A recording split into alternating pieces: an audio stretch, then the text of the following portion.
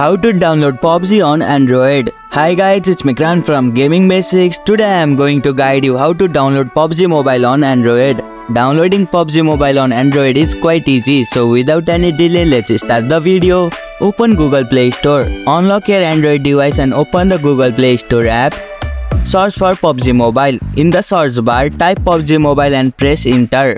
Ensure you select the official app published by Level Infinite. Tap install. Once you find PUBG Mobile in the search result, tap on it to view the game's page. Then press the install button to begin downloading the game. Wait for the download to complete.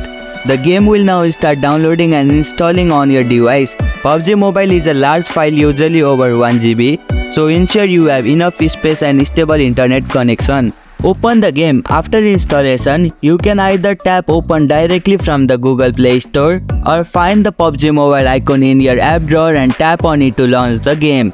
And here you go, it's done. That's how you can download PUBG on Android. If you liked our video, press the thumbs up and share button. If you have any question, comment down below and don't forget to subscribe the channel for more tutorials.